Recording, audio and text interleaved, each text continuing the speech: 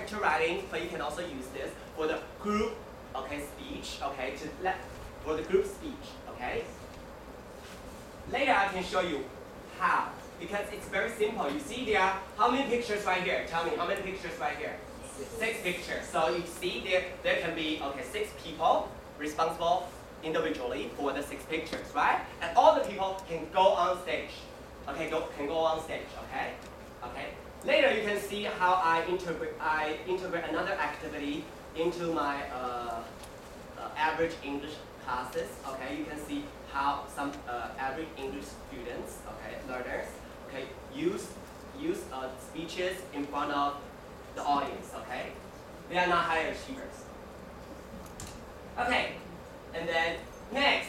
Q&A. Okay, Q&A, I don't think I have to talk too much about this because everyone will see the Q&A sections or the Q&A parts in the textbooks, right? It's so a piece of cake, right? But somehow I may integrate Q&A into my task completion activity like poster presentation, okay? If later you want to ask me about how do you feel about the how do you teach oral practices to higher achiever, I can also let you know, so don't worry, okay?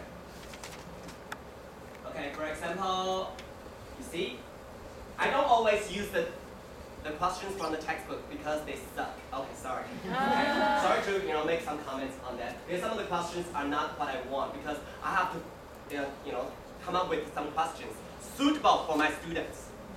It's tiring, of course, it's tiring, exhausting, but it's worthwhile. Okay, for example, number 1, because we cover a lesson about taboo, about cultural differences, okay?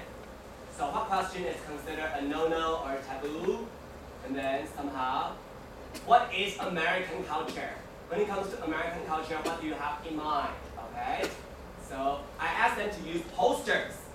They are low achievers, so I asked them to write down several reasons in English, but definitely sentences. Try to use simple sentences, okay? And they somehow they cooperate with each other and write down those sentences on the poster. But sometimes I can also ask them to draw pictures, okay?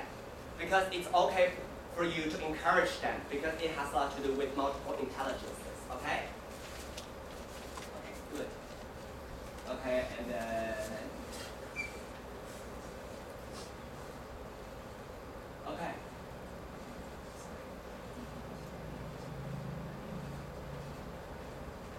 Oh, there's a lesson covering the Olympic Games. Okay, Olympic Games. Okay, I may ask them to draw one of the new awards and use color and shade and notes that explains your thinking behind the design. But of course, they will write them down. I still think there must be connections between speaking, listening, and reading. You cannot just say, oh, I want to teach reading. That's impossible. Okay, you definitely have to teach, reading into your, speaking activities or speaking curriculum, or you can integrate your writing or your speaking into your writing curriculum, something like that. You cannot just teach one important idea. Okay, that's impossible. Or one important skill. Understand? That's impossible.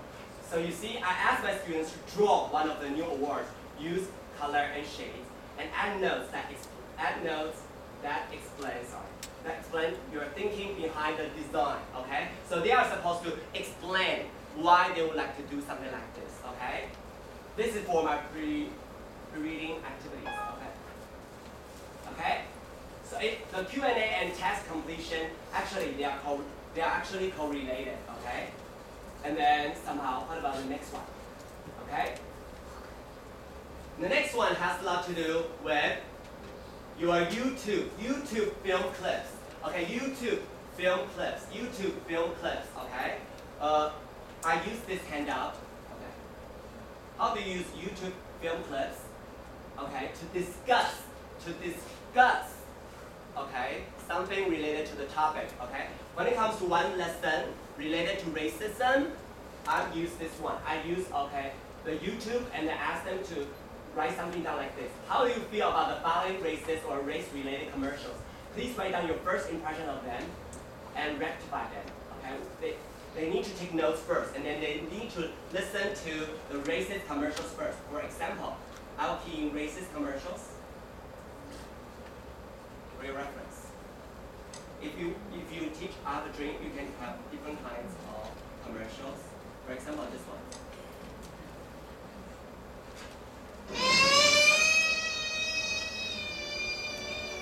You may not see that clearly.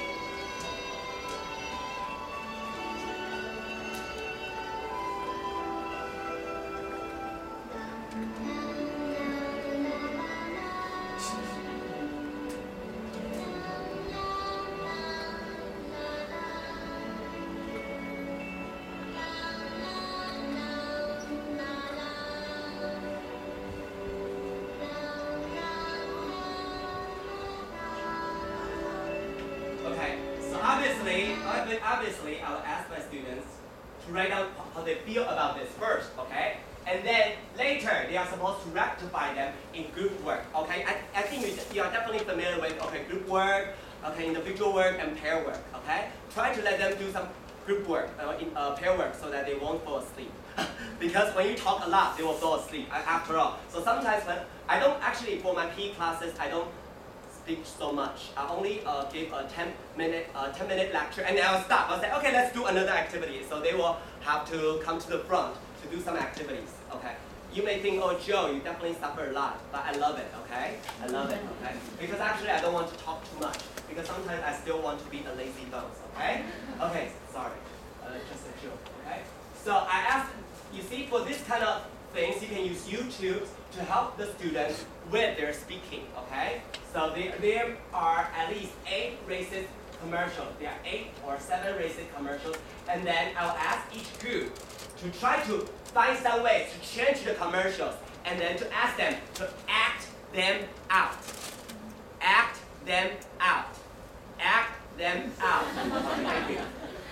You can, if you want to ask them to write them down, to rectify them, to revise them, it's also possible, okay? It's also possible. It depends on what kind of activities you want to use, understand? But I often ask them to act them out because my students will say, Joe, 我比较喜欢演戏，不要写那么多好不好? Okay, I said, okay, good, as long as you would like to give it a try, okay? Good. Okay, so, and then, share your personal experiences. I think everyone knows that. I don't want to talk about this, okay? For those things, I think I will stop talking about those things because some of those things, they are related to your textbooks, okay? They are, when you open your textbooks to the pre-reading section, everyone knows that part, okay? So I don't have to talk nonsense or elaborate so much on that, okay? But for storytelling and reader's theater, I may let you see one of the examples right here, okay? Storytelling. Okay? For example, this one of activity, storytelling or reader theater, you can use it for while reading. You can also use it for the post-reading. It's up to you, okay? It's up to you, okay? There's no definite answer. But sometimes I like to do a lot of pre-reading activities so that I can motivate my students to study hard, okay? To listen to me.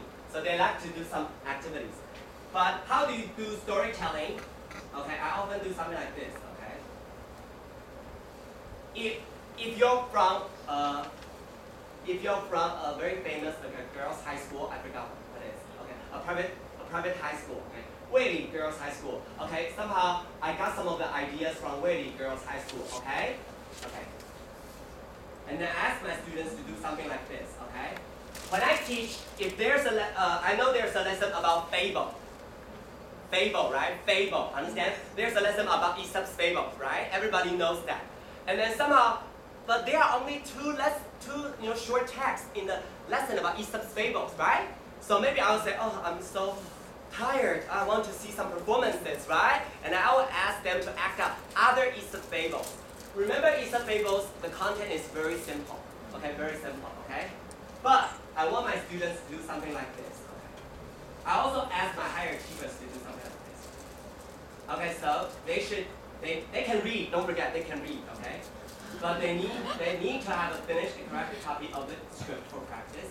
And then I will have my students in chorus stand in order by height. I will bring them to the choral risers. Do you know what are choral risers? 就是那种站平台越来越高，越来越高。choral risers.